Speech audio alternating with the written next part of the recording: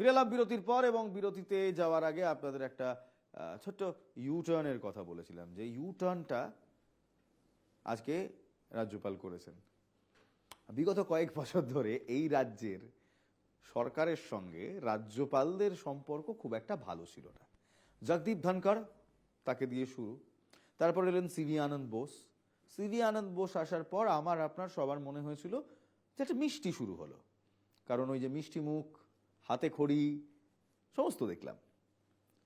রাজ্যপাল নিজে থেকে বললেন আমি বাংলা শিখব, মুখ্যমন্ত্রী ছুটে গেলেন, হাতে খড়ি হলো, মিষ্টি মুখ হলো। কিন্তু তারপর কোথাও যেন তাল কাটতে শুরু করলো রিষড়ার ইনসিডেন্টের পর থেকেই।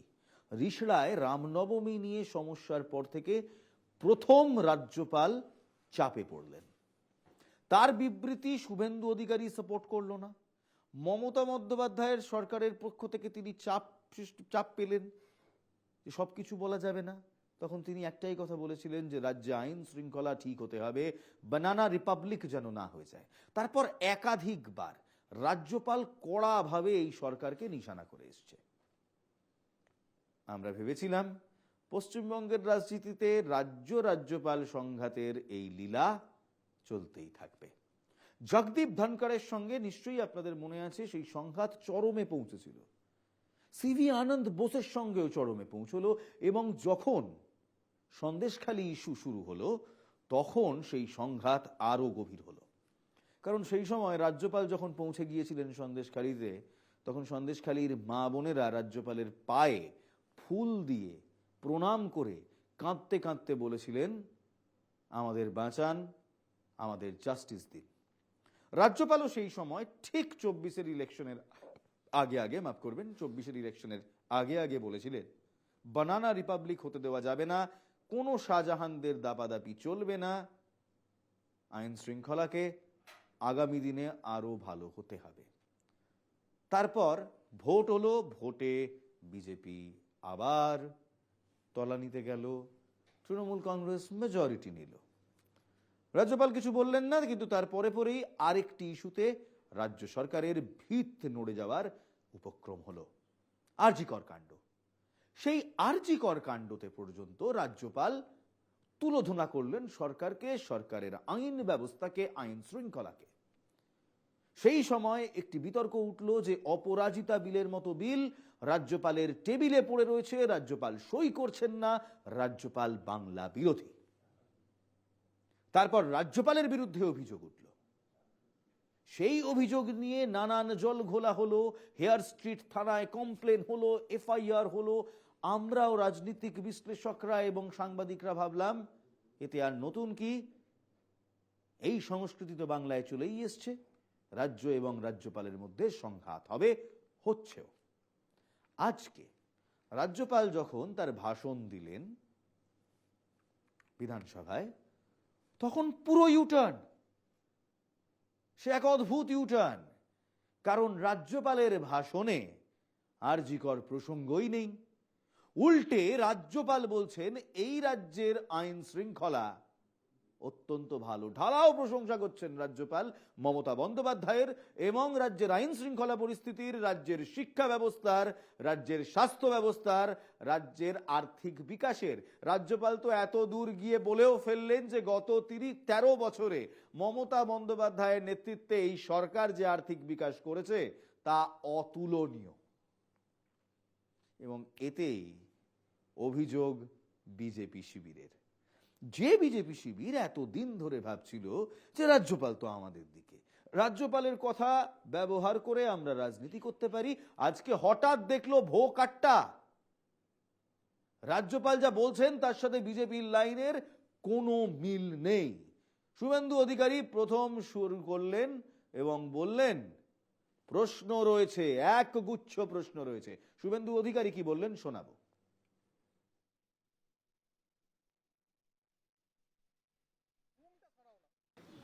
না, তিনি তো মোদিজিকে অনেকবার তাড়িয়েছেন। উনি 19 সালে ব্রিগেডে সভা করে ইউনাইটেড ইন্ডিয়া ডাক দিয়েছিলেন, দিয়ে বলেছিলেন এবার আমরা দিল্লি দখল করব। তারপরে 21-এ তিনি এখান থেকে গিয়ে নন্দীগ্রামে দাঁড়ালেন, বললেন আমি গদ্দারকে হারাবো। তা এগুলো দেখেছেন, গোটা রাজ্যপালের ভাষণ পড়লে আপনি বুঝতে পারবেন এই সরকার কার্যত রাজ্যপালের মুখ দিয়ে স্বীকার করিয়ে নিয়েছে তারা আর্থিকভাবে দেউলিয়া। বলেছেন কঠিন আর্থিক অবস্থার মধ্য দিয়ে রাজ্য সরকার চলছে। 2011 সালে 1,98,000 কোটি টাকা ঋণ আজকে মমতা ব্যানার্জির আনুকূল্যে 6 লক্ষ কোটিতে পৌঁছেছে। 59,000 টাকা মাথা পিছু ঋণ নিয়ে পশ্চিমবঙ্গে নবজাতকরা জন্মগ্রহণ করছেন। এই অবস্থায় পৌঁছে দিয়েছে, এটা রাজ্যপাল মহোদয়ের বক্তৃতাতেও একটা লাইন আছে। আসুন একটু চা নিয়ে আসুন, কারণ এই রাজনীতি যেখানে গিয়েছে না, যে পর্যায়ে পৌঁছে গিয়েছে, একটু চা খেতে খেতে এই রাজনীতি উপভোগ করুন। আইন শৃঙ্খলা নিয়ে রাজ্যপাল রাজ্যকে ছেড়ে কথা বলেননি, তা সে শাহজাহান ইস্যুই হোক কিংবা সেই ইস্যু ঘুরে ফিরে আরজিকর কাণ্ডই কেন না হোক। এবার কি বললেন জানেন? সেই রাজ্যপাল, সেই সিভি আনন্দ বোস বলছেন রাজ্যের আইন শৃঙ্খলা অত্যন্ত ভালো, ঢালাও প্রশংসা করলেন। আর এই আইন শৃঙ্খলার প্রশ্নে কোনো কিছুরই উল্লেখ নেই, না আছে আরজিকর প্রসঙ্গ, না আছে অন্য কিছু। আরজিকর প্রসঙ্গ নেই রাজ্যপালের ভাষণে, বলছেন বিরোধী দলনেতা, এবং তিনি প্রশ্ন তুলছেন কেন নেই? রাজ্যপাল তো নিজে গিয়েছিলেন অনশন মঞ্চে, রাজ্যপাল তো কথা বলেছিলেন নির্যাতিতার বাবা মার সাথে। তারপরও বাজেট অধিবেশন, 26-এর ইলেকশন, কেন নেই আরজিকর প্রসঙ্গ? Take a look.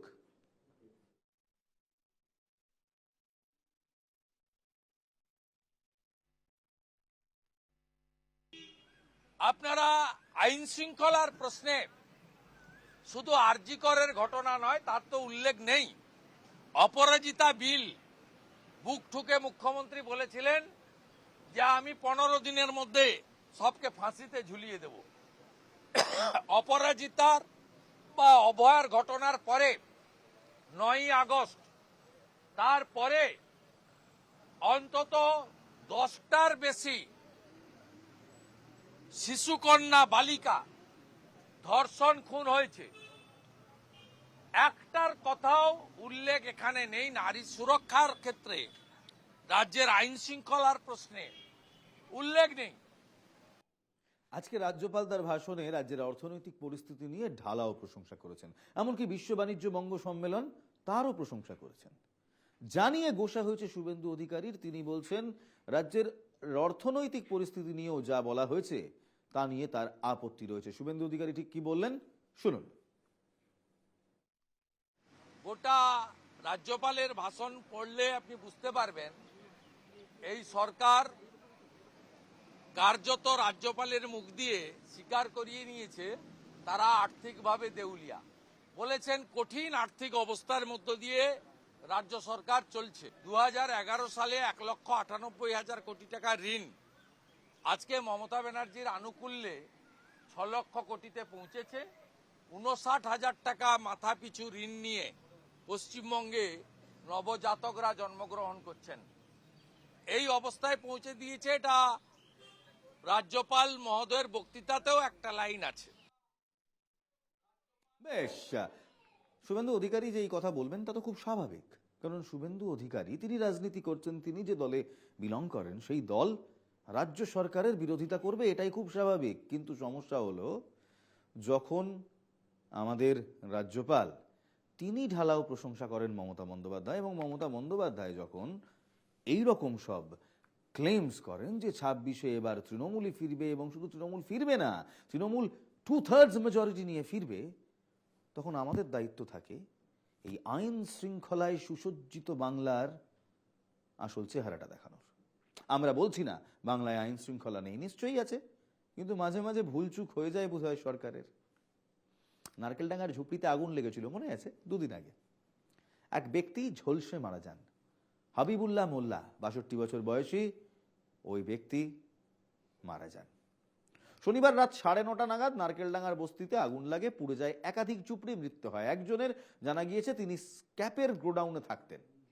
আগুন লাগার সময় বাইরে বেরিয়ে না আসতে পারে তার মৃত্যু হয়েছে। ভোর 3টে নাগাদ তার দেহ উদ্ধার করা হয়। এরপর যা হলো সেটাই লেখা আছে আমাদের ওয়ালে, কাউন্সিলরের দাদাগিরি।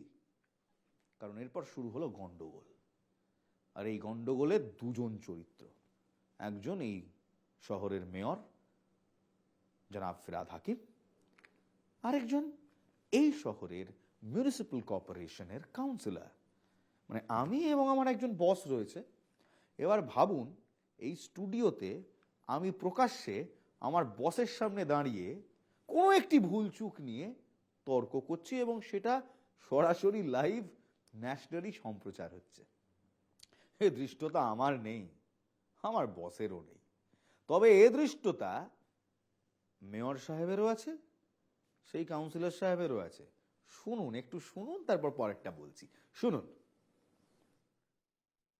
कॉज ऑफ फायर दमकल लिस्ट करके किंतु गोली मार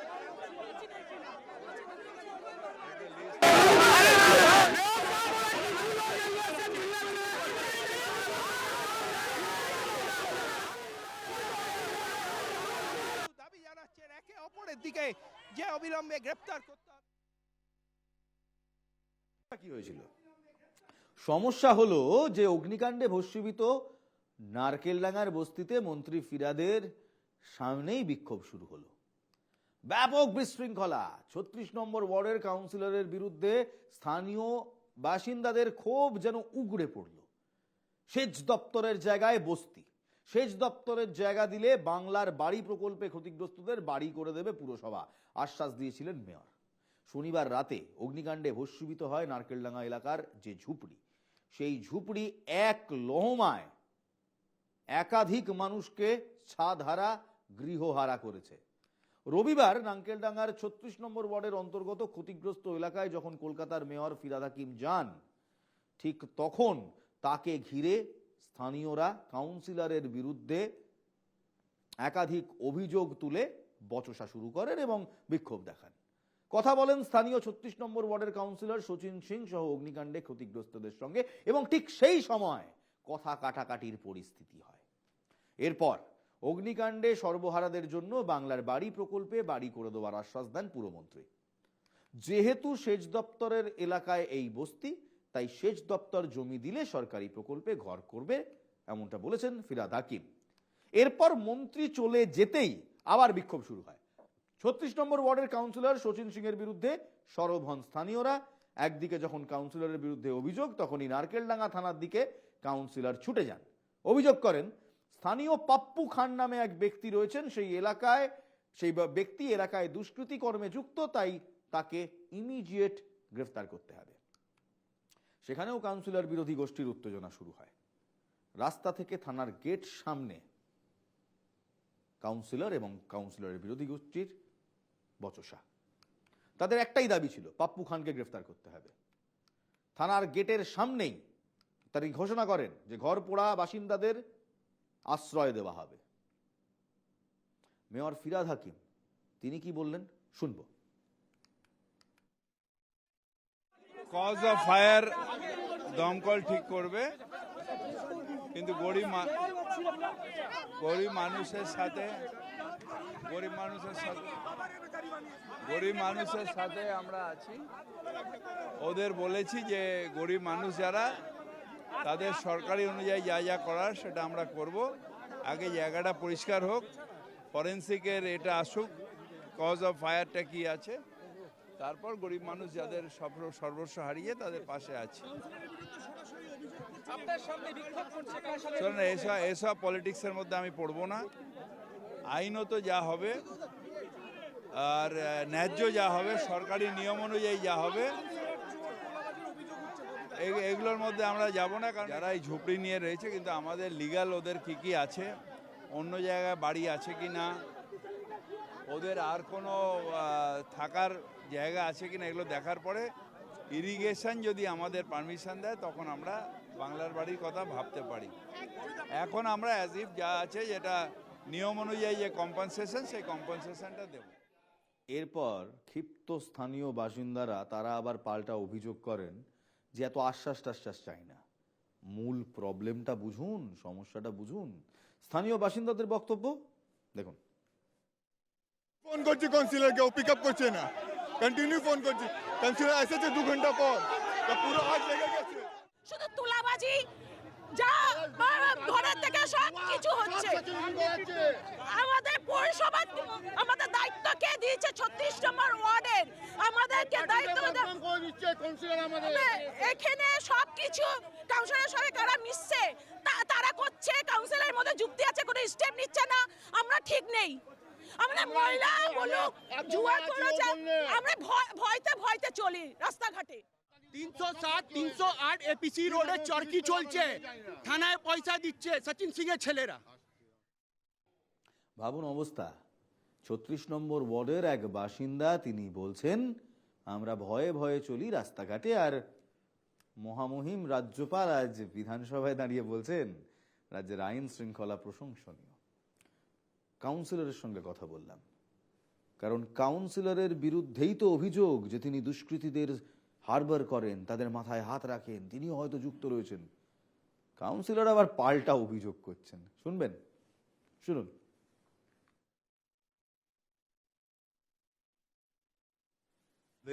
কিভাবে আমরা উপকার করতে পারি, যে মারা গেছেন তাকে সরকারের তরফ দিয়ে 2 লাখ টাকা ঘোষণাও করা হয়েছে, আর নানা রকমের জিনিস আমরা বিলি করছি।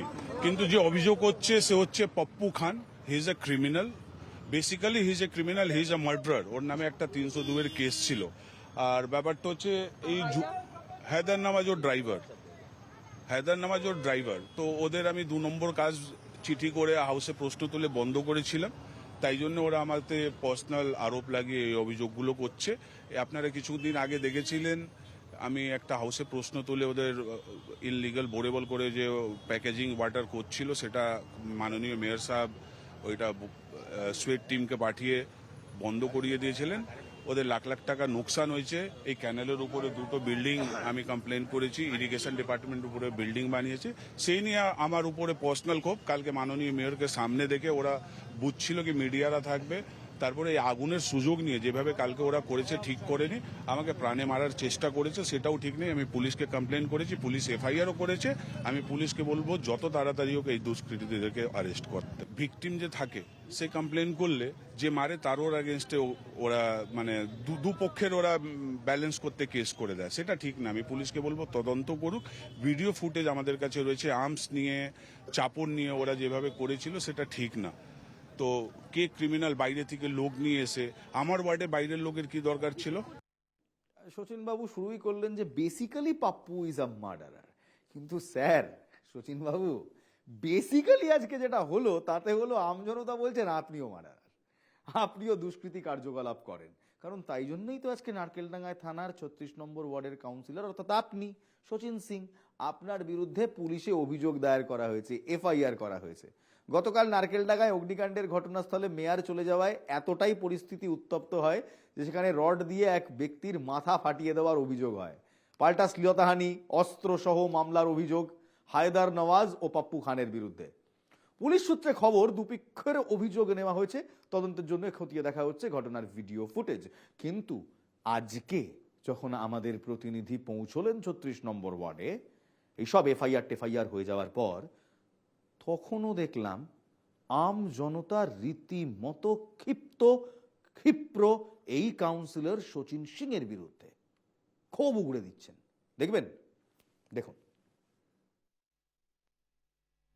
36 নম্বর ওয়ার্ডের কাউন্সিলর নিজে ওদিকে 60-70 জন গুন্ডা বাহিনীকে নিয়ে আগে দিকে বসেছিল। আর সচিন সিং ওটা সব গুন্ডা আছে, বেলেঘাটা থেকে সব লোককে নিয়েছে, সব গুন্ডা আছে। উনি এসেছিল আর উনি সচিন সিং সব ছেলেকে বলেছে কি যদি লোকাল লোকটা আসবে ও কাউকে ফেয়াদ হাকিম সাহেব সঙ্গে দেখা করতে দেবেন না। এই থানাকে আমরা কালকে গিয়ে কমপ্লেন লেটার এমসিআর জমা করেছি। খাস সচিন সিং এর নামটা দিয়েছে, উনি নিজে দাঁড়িয়ে এই সব দাঙ্গাটা কালকে করেছিলেন।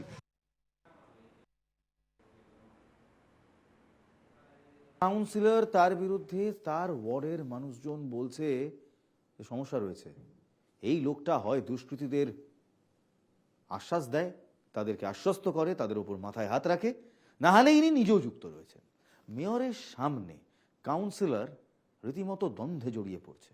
মেয়রের সামনে বচসা এক মানুষের মাথা ফাটছে, এবং তারপরও বিধানসভায় দাঁড়িয়ে রাজ্যপাল বলছেন রাজ্যপাল, মহামহিম রাজ্যপাল, honourable Excellency the governor of Bengal বলছেন এই রাজ্যের আইন শৃঙ্খলা প্রশংসনীয়। সেটিং, এই প্রশ্ন রাজনৈতিক মহলের একাধিক মানুষ পড়ছে। এই সেটিংটা ঠিক কোনখানে হয়েছে, কাদের ভেতরে হয়েছে? হঠাৎ করে যে রাজ্যপাল সব ইস্যুতে সরকারকে বিদ্যে শুরু করলেন, সে আজকে কেন বিধানসভায় গিয়ে এমন বিবৃতি দিলেন? আর হঠাৎ আজ মমতা বন্দ্যোপাধ্যায় এই যে 26-এ 2/3 মেজরিটির কথা বলছেন, এই ছবি দেখার পর আপনার কি মনে হচ্ছে যে সেই 2/3 মেজরিটি পসিবল? দেখুন কলকাতার 36 নম্বর ওয়ার্ডের ছবিটা দেখুন। কলকাতার 36 নম্বর ওয়ার্ডে আম জনতা বলছে কাউন্সিলর তাদের সুরক্ষা দিতে পারে না, তারা ভয় ভয় রাস্তায় হাঁটে, খোদ কলকাতায়। তাহলে বাকি বাংলার অবস্থা কেমন? এটা রাজনীতি দাদা, রাজনীতির লেয়ারে লেয়ারে, পরতে পরতে চমক। আজকে সেই চমক দেখলাম আমরা বিধানসভায়। আগামী দিনে ভোট বাক্সের কি প্রভাব পড়বে, আদৌ ভোট বাক্সে চমক দেখব কিনা, পালা বদল হবে নাকি প্রত্যাবর্তন হবে, তা আম জনতা বলবে, আমি আপনি বলবো। কিন্তু আমরাও তো সেই 5 বছরে একবার টিকা দিতে যাই, সেই টিকাতে নিজেদের ভাগ্য নিজেরা নির্ধারণ করি। অপশন নেই তাই জন্য লেসার ডেভিলকে চুজ করি, নাকি সব জেনে শুনে তাকেই মসনদে বসাই যারা আগামী 5 বছর আমাদের হয়ে কাজ করবেন বলেন তো বটে, তবে করেন না। ভাববেন, ভাবা প্র্যাকটিস করবেন। ভালো থাকবেন, ভালো রাখবেন। জয় হিন্দ।